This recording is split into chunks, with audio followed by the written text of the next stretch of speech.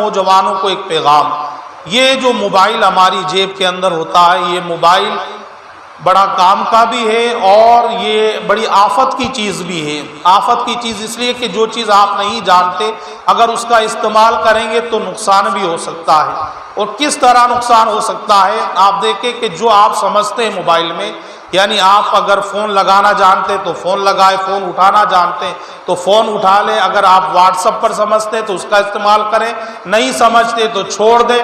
Twitter کا استعمال آپ سمجھتے تو کریں، نہیں سمجھتے تو آپ چھوڑ دیں۔ اور نہیں سمجھنے کے بعد اگر آپ الٹے سلٹے کومنٹ اگر کر دیں گے تو ہو سکتا ہے اس کے وجہ سے آپ کے اوپر کارروائی بھی ہو جائے۔ جو چیز آپ نہیں سمجھتے اس کے اوپر آپ نے کومنٹ کر دیا، بول گئے تو کارروائی ہو سکتی۔ اسی طرح فیس بک یہ بڑی ببال جان ہے، اس کے اوپر آپ دیکھیں فرمائشیں آتی ہے کہ آپ ہم سے دوستی کر لیں۔ اب وہ دوستی کرنے والا کون ہے، کہاں کا رہنے والا ہے، آپ کو پتہ ہی نہیں۔ جب آپ کے دوست جو آپ کی نظروں کے سامنے ہیں، آپ انہی سے دوستی رکھیں، صرف جن کو آپ نہیں جانتے ان سے دوستی ہرگز نہ کریں۔ اور اسی طرح لڑکیوں کی آواز کے اندر بھی میسج آتے ہیں کہ آپ ہم سے فرینڈ شپ کر لیں، آپ دوستی کر لیں، آپ نے دوستی کر لی تو آپ دیکھیں یہ ترقی یافتہ زمانہ ہے، لڑکے لڑکیوں کی آواز نکال رہے ہیں، آپ کو پھنسا لیا جائے گا، مال کے اعتبار سے بھی برباد ہو جائیں گے اور پھر آپ دیکھیں ہو سکتا ہے بڑی مصیبت میں بھی پھنس جائیں آپ، اس لیے کہ آپ سے بات کرنے والا کون ہے، کہاں کا، آپ کو پتہ ہی نہیں۔ آپ کے ملک سے دشمنی رکھنے والے ملک کا ہوا یا آپ سے ملک سے دشمنی رکھنے والے ملک کی وہ لڑکی ہوئی۔ اور پہلی بات تو یہ کہ لڑکی سے دوستی کرنا ہی حرام ہے۔ ہم مسلمان ہیں، ہمیں تو صرف اپنی بیوی سے مطلب ہونا چاہیے، غیر عورت سے ہمیں کیا مطلب ہے؟ ہمارے لیے غیر عورت سے بات چیت کرنا حرام ہے، حرام ہے، حرام ہے۔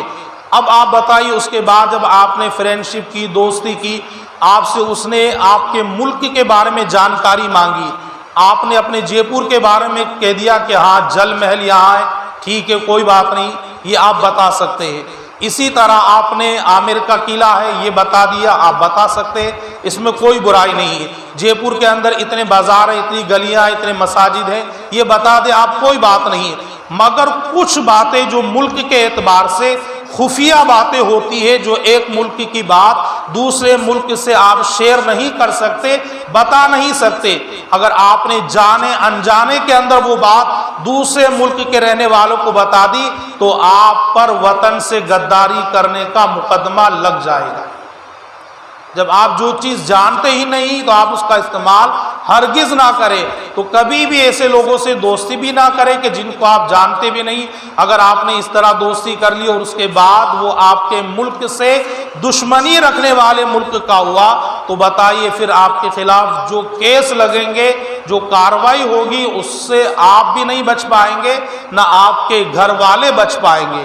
تو ہمیں چاہیے کہ ہم تو ملک عزیز ملک ہندوستان سے محبت کرتے ہیں، ملک ہندوستان میں پیدا ہوئے ہیں تو ملک ہندوستان میں رہنے والے لوگوں ہی سے محبت کریں گے، انہی سے الفت رکھیں گے۔ ہمارے پاس چاہے کتنے ہی پیغام آ جائے، ہمیں ان پیغاموں سے کوئی محبت نہیں ہے، ورنہ یاد رکھیے آپ کہ آپ پر کوئی بھی بچانے والا نہیں ہوگا۔ اس چیز کو آپ کمر سے باندھ لیجئے، ذہن کے اندر رکھ لیجئے آپ کہ آپ انہی سے بات چیت کیجئے، انہی سے دوستی رکھیے کہ جن کو آپ جانتے ہیں، پہچانتے ہیں، جن کو آپ نے کبھی دیکھا نہیں ہے، ان سے آپ ہرگز دوستی نہ کریں، چاہے وہ آپ سے کیسی ہی مذہبی باتیں کرے، چاہے وہ کیسی دینداری باتیں کرے، چاہے وہ کیسی محبت والی باتیں کرے، ہرگز اس انسان سے آپ کو دوستی نہیں کرنا ہے کہ جس کو آپ نہیں جانتے ہیں۔